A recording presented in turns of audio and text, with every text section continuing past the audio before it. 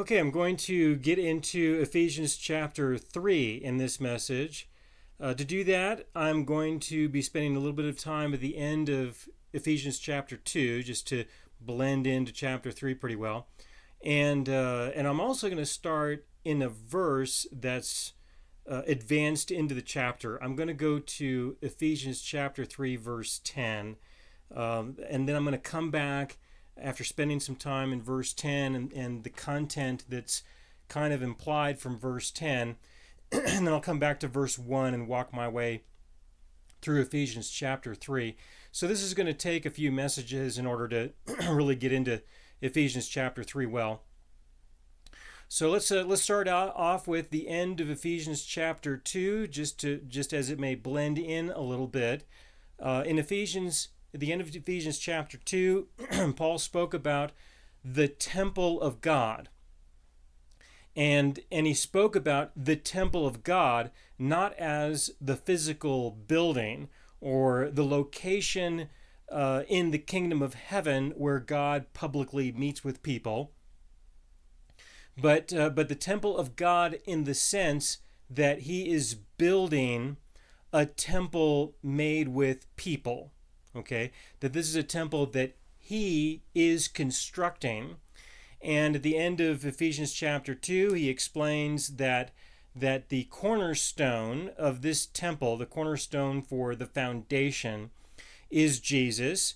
And then the apostles and prophets are aligned with, or connected with, and aligned and in alignment with the cornerstone, Jesus. And then there are people who will be born again by the Spirit of God according to the new covenant, and they will be added to this temple, which is not made with hands. It is made by God personally. It is a temple that he is constructing for himself as a dwelling place for himself. All right? And this is unique from the other kinds of temples that have been referred to in the past. Okay, this is very unique. Now, the introduction to humanity of the temple of God was different than the introduction of the temple to the demons, the fallen angels, also known as Lucifer and his followers, But the temple in heaven was a place in the kingdom of heaven where God would meet with people and the angels and the fallen angels. We have enough information in the scriptures that we can determine that there is a temple in the kingdom of heaven presently that's been there, and that this was used for that purpose. And then when God defined the nation of Israel, there was the construction of the tabernacle.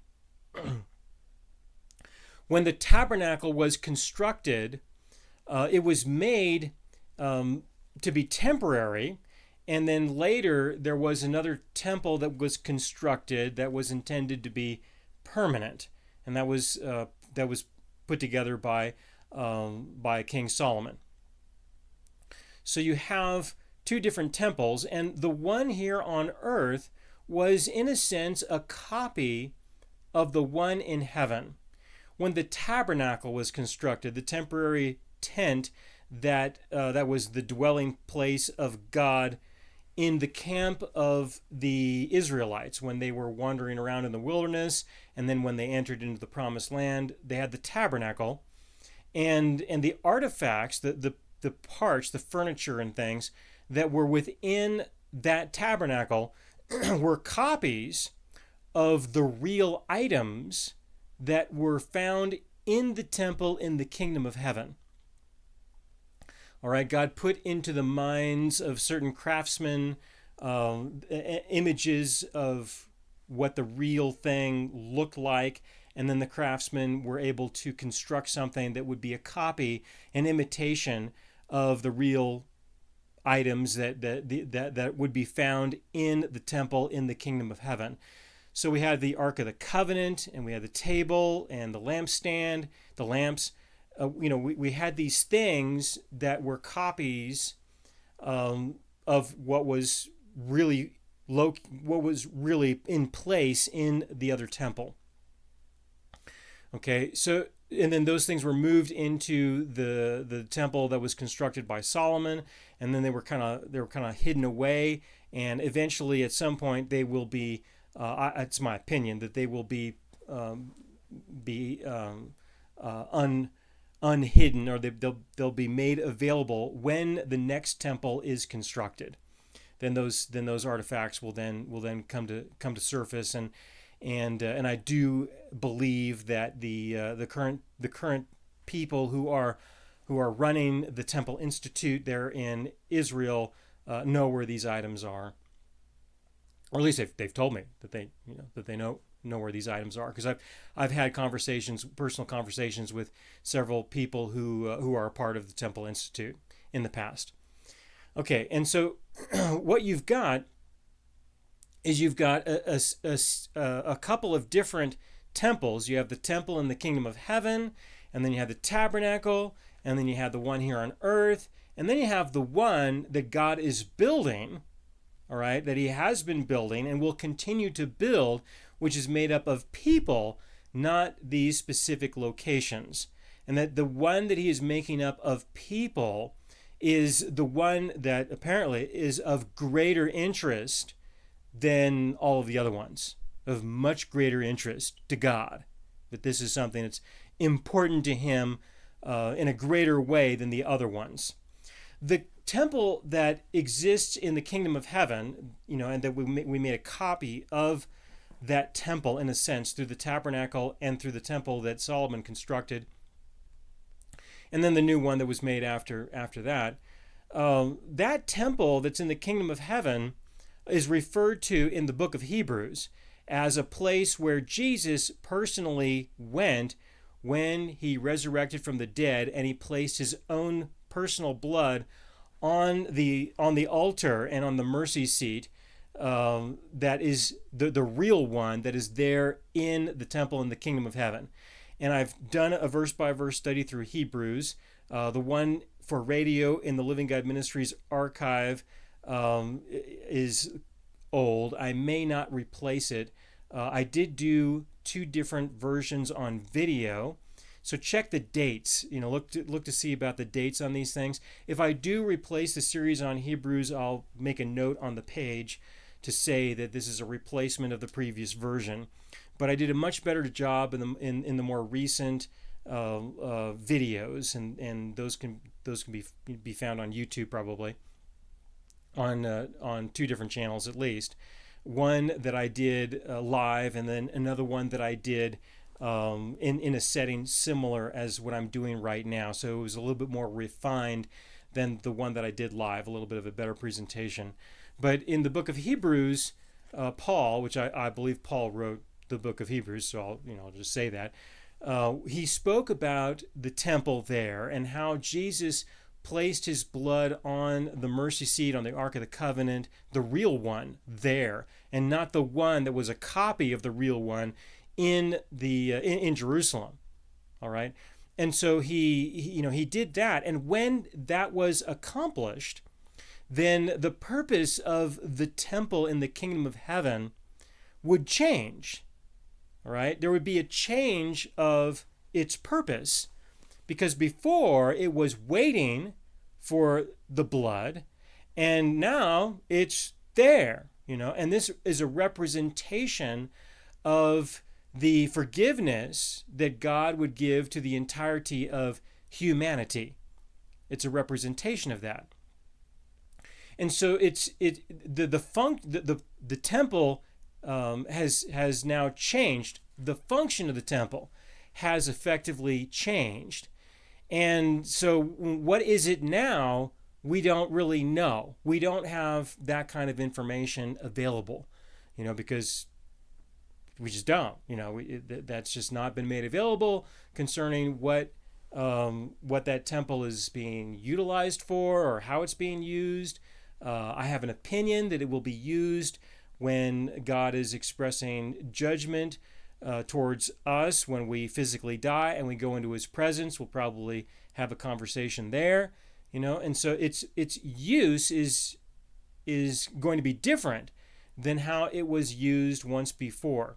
With regards to the altar and the mercy seat and the blood that's placed, that's not likely going to change. And so what I think is that the temple there in the kingdom of heaven effectively becomes kind of like a museum.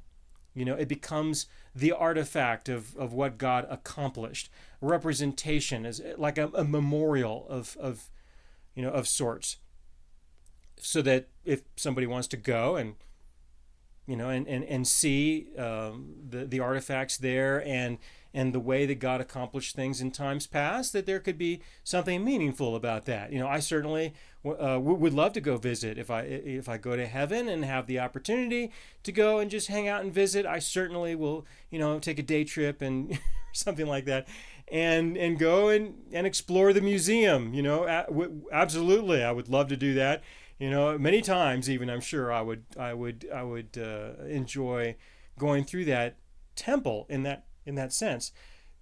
I'm just saying that the usage of it obviously has been changing over a period of time, and I think it's important to realize that that the Lord knew and understood that it would be utilized in different ways as time progressed. Okay, and so this is this is kind of the end of chapter 2 with reference to the temple of God, and that his work in terms of building a temple and his focus in terms of building a temple has more to do with building the church, the body of Christ, building his temple with the people who individually establish a relationship with him in a way that he is willing to have a relationship with somebody. All right, so let me just read the end of chapter 2 a little bit, starting from verse 19, Ephesians chapter 2, verse 19. Now, therefore, you are no longer strangers and foreigners, but fellow citizens with the saints and members of the household of God, having been built on the foundation of the apostles and prophets, Jesus Christ himself being the chief cornerstone, in whom the whole building, being fitted together, grows into a holy temple in the Lord, in whom you also are being built together for a dwelling place of God in the Spirit. All right, now then moving into chapter 3, he starts out with, for this reason, and then he goes on and says a number of things. For the reason of, and for this reason, well, for what reason? Because of what he just said, in chapter 2. He's going to go on and he's going to expand on that. But what I like to do is I like to skip ahead and spend some time in verse 10, because there are some conclusions in verse 10 that I think are really important to understand before we start going through those verses that approach the conclusions. So we're going to go with the specific to the general instead of what Paul does here, which is go with the general to the specific. All right, so looking ahead briefly to Ephesians chapter 3, verse 10, he says, to the intent that now the manifold wisdom of God might be made known by the church to the principalities and powers in the heavenly places. Okay, and this is kind of in the middle of everything, but I want to focus on just a couple of parts here. The idea that the manifold wisdom of God would be made known by the church to the principalities and powers in the heavenly places. All right, the wisdom of God is going to be made known by us to the demons. That's how they are going to have exposure, how they are going to be informed of the wisdom of God, how they're going to have exposure to and be informed of the wisdom of God. Now, this can feel a little awkward at first when you can consider that the demons had access to God. They did. When they were still angels and they had not rebelled against him, they obviously had lots of opportunity to have personal interactions with God. There is a chance for them to enjoy and experience and learn from God, get in touch with the wisdom that he would have to offer. From what we can tell in the scriptures, it appears through the book of Job. If you go through the book of Job, it appears that the demons had some reasonable access to God after they became demons, that there was still some access, some conversations that were permitted and allowed. The demons have had access to the wisdom of God in a lot of ways. We have the scriptures, right? I mean, we have the testimony of a lot of people of what God had to say and what he did. There's a lot of wisdom of God to be found here. The demons can read through this just like anybody else, right? They were alive when these things were unfolding. They have had personal experience. They can read about the history. I mean, what's the problem here, right? Why is it that the demons don't seem to be informed of the wisdom of God? And that it is the church who is going to inform the demons of the wisdom of God, which can have its own challenges just in and of itself. I'll talk about that probably in the next message. But this is I find this to be a little awkward. All right, just a little bit, a little bit awkward, because the demons have had good access. All right.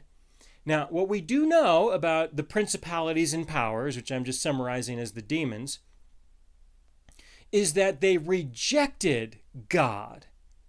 We know that. We figured that out. They rejected God. And from what we have available, as well, and I did a complete series on the topic of spiritual warfare for radio that you can find in the Living God Ministries radio archive. And do listen to those programs where I get into this topic in, obviously in a lot of detail, because it's about 10 hours or so of content. But but the demons, they rejected God.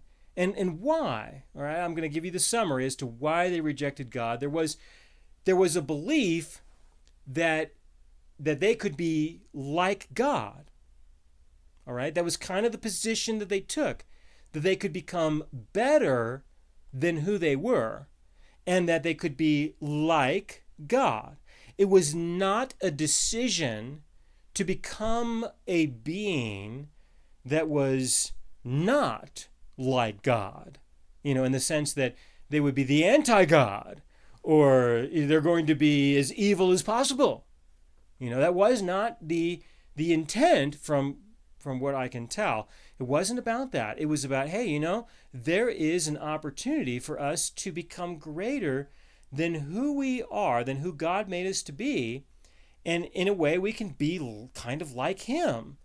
All right. And from what I can tell, the decision was made by them believing that they could either find out or they could determine good and evil on their own, and they could just be more active, of course, in doing that which is good and avoid that which is evil. That appears, is my opinion, okay, that appears to be the case in terms of how they decided to reject God. All right, and there's much more to it than just that, or a lot more, but I got to start somewhere.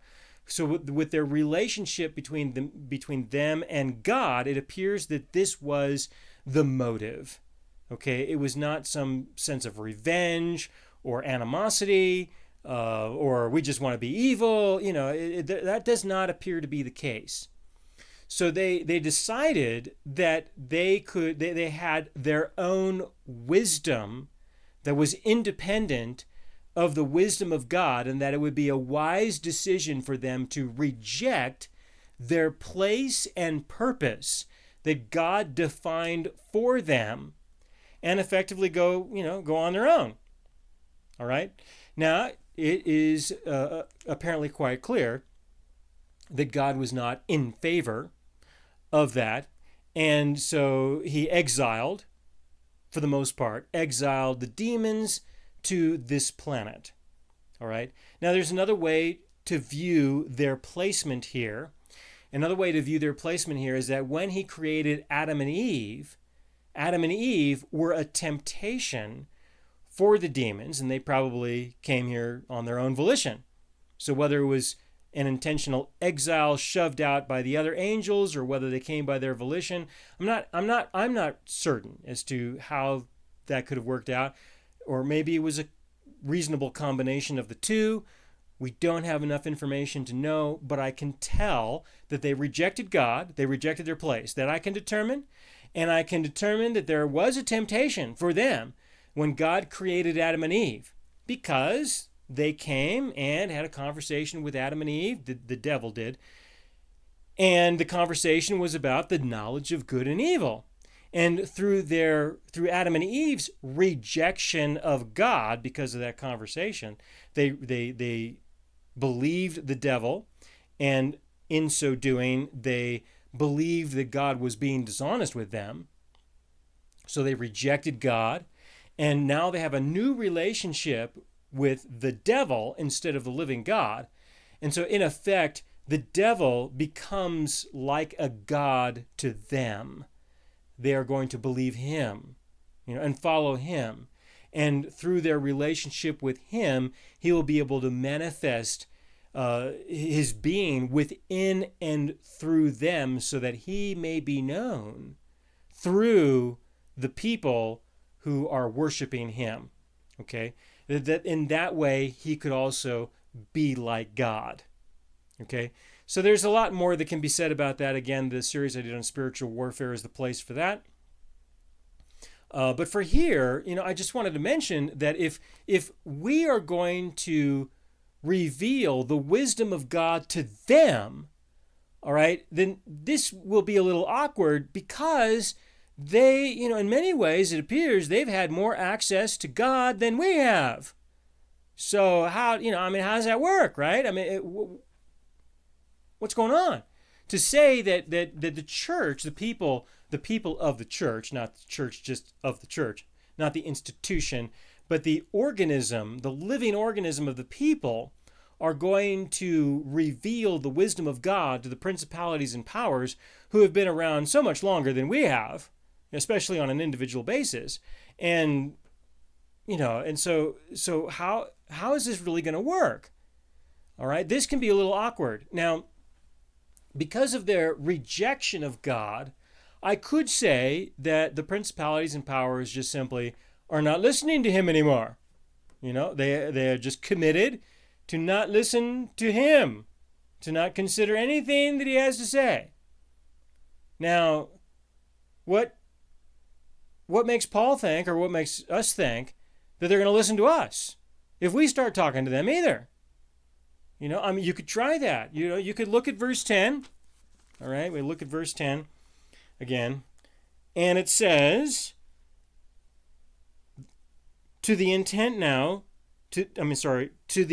that now the manifold wisdom of God might be made known by the church to the principalities and powers in the heavenly places. So let's do it, right? Let's inform the principalities and powers. And so what do? We just start speaking to them, out into the air, because we can't see them, I guess, and just start informing them. This is the wisdom of God. We're going to proclaim this and tell you about this. So pay attention, listen, take notes. Okay, it's not likely. I just can't imagine that the demons would be thinking, oh yes, please, let me sit down and patiently wait and listen to everything you have to say.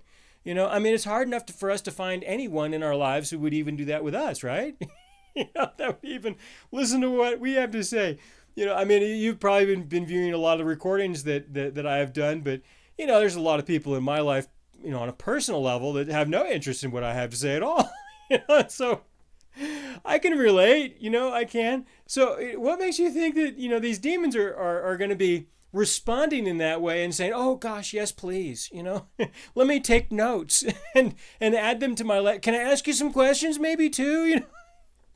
This is not, I don't think this is what's going on. All right. I really don't.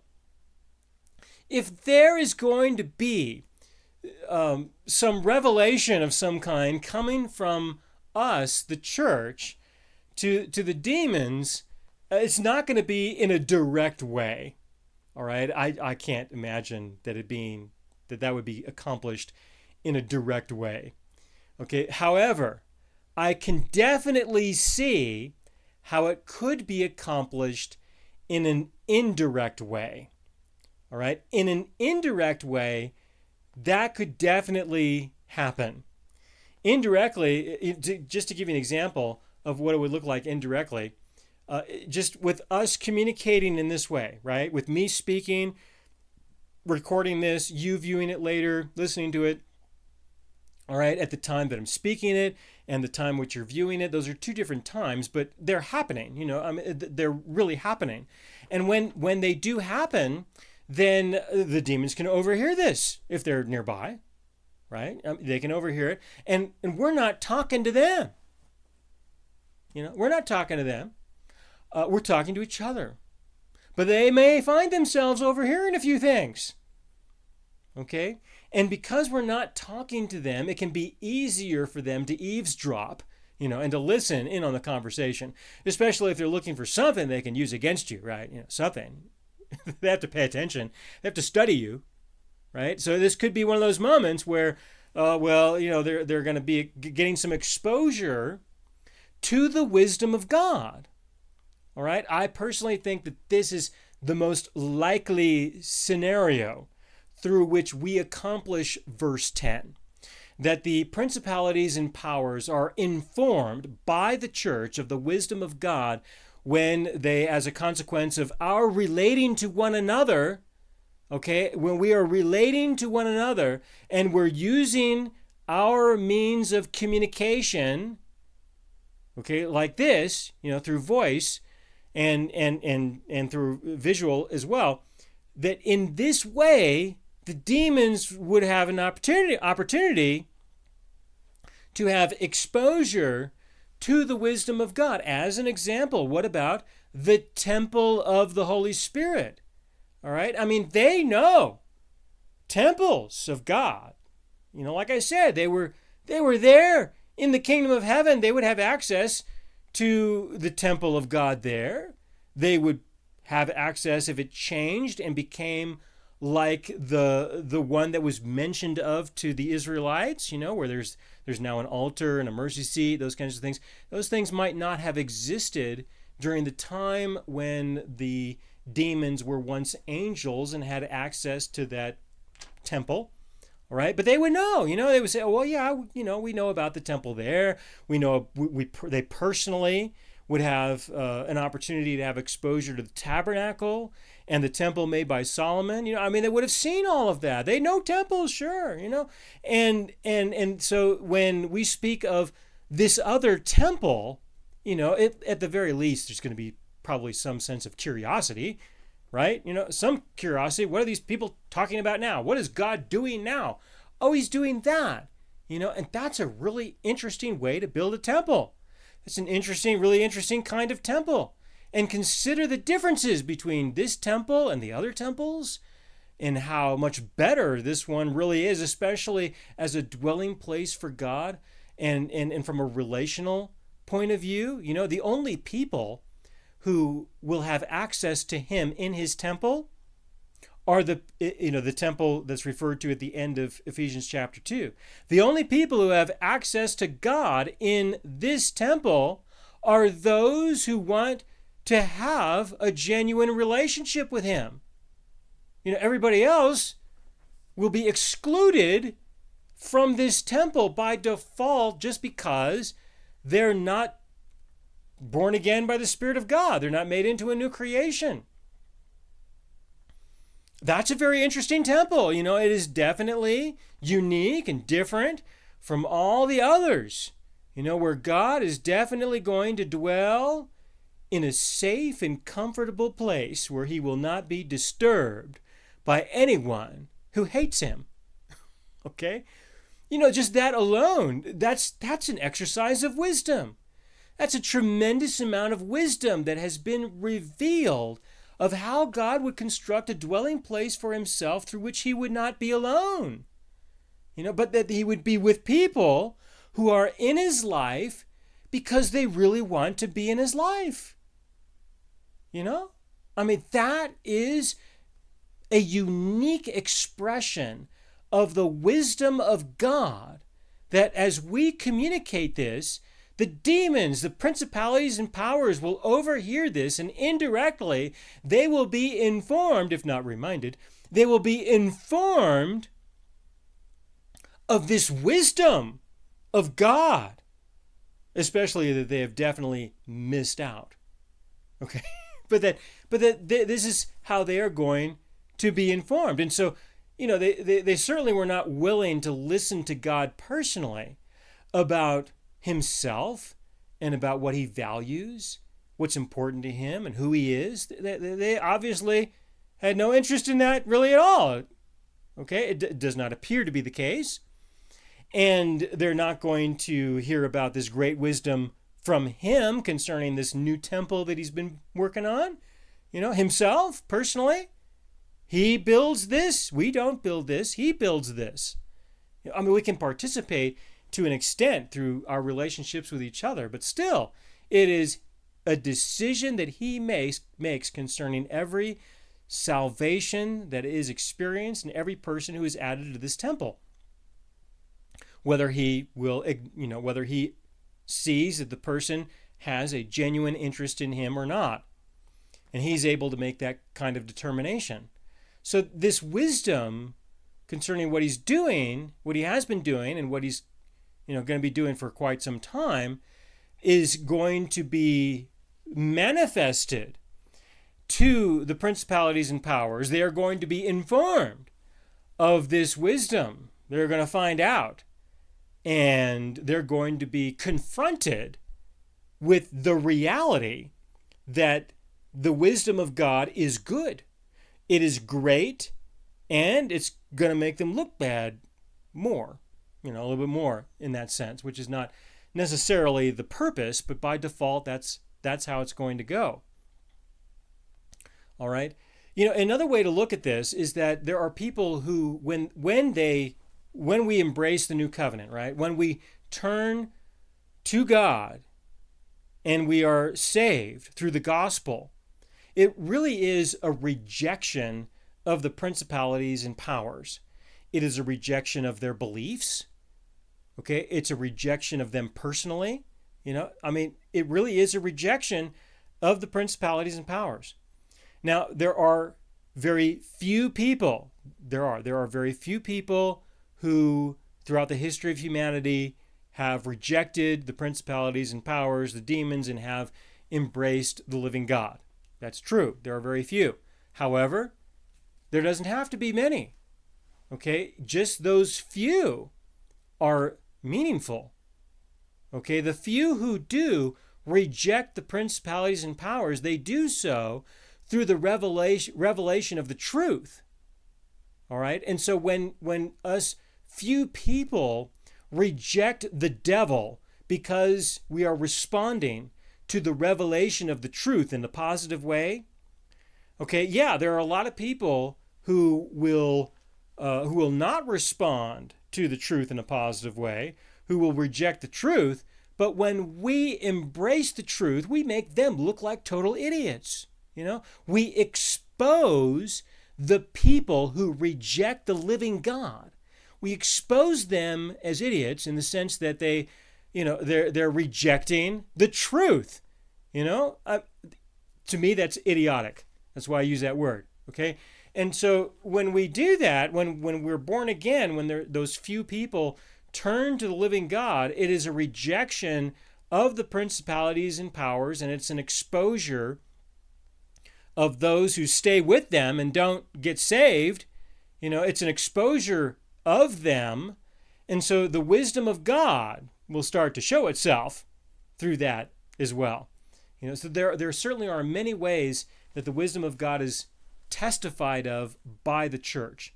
Another thing to keep in mind is that when we are testifying of the wisdom of God between each other in an open public kind of format or semi-public format, or even a private format, as long as there's a few demons nearby trying to get some new information on us.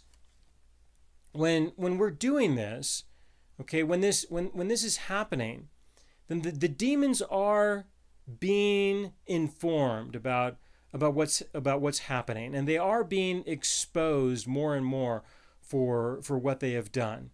And all of this does work together, and it is indirect. It's an indirect form of communication. And when we are doing this with each other, we're not going to be interrupted by the principalities and powers, in the same way that we would be interrupted if we were trying to communicate with them directly. All right? If we were communicating with them directly in the sense of, hey, stop, demon, listen to what I have to say, the demon can say, no, I'm not interested, and just turn and go away, whatever.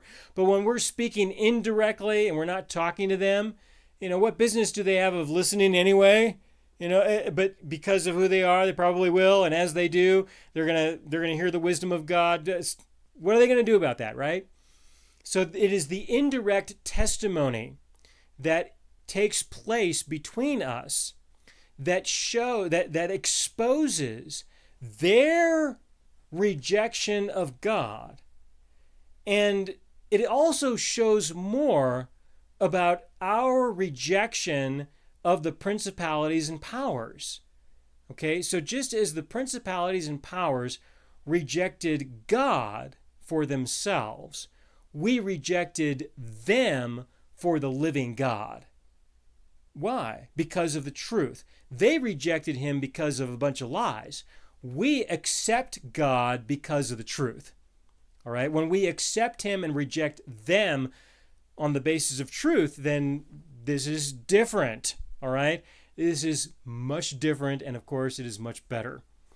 All right, so these are some of the basic things that I wanted to just speak about with regards to Ephesians chapter 3 verse 10 and revealing the wisdom of God. I'm going to pause here and I'll talk more about this in more detail to cover chapter 10 and the relationship between us and the demons. What I'm going to do is I'm going to answer the question that I'm going to give you that you're using for small groups. The question is what wisdom do we testify of to the demons? What wisdom? All right. I mean, that's kind of a loaded question because that means you've got some wisdom of God. All right. That's something I'm going to have to spend some time talking about in the next message as well. But what wisdom do we testify of to the demons? It's just an open-ended question. And in the next message, I'll spend some time giving you some ideas concerning some of the things that I think are important when it comes to the wisdom of God that we do testify of, that the demons overhear indirectly and get exposure to. It obviously isn't going to do them much good, but it is the fulfillment of their rebellion. They rebelled, they rejected God, but in the end, they're still going to be confronted with the wisdom of God, the expression of it, and their role, their role through their rejection in God creating this special temple for himself. All right, and I will continue in the next message.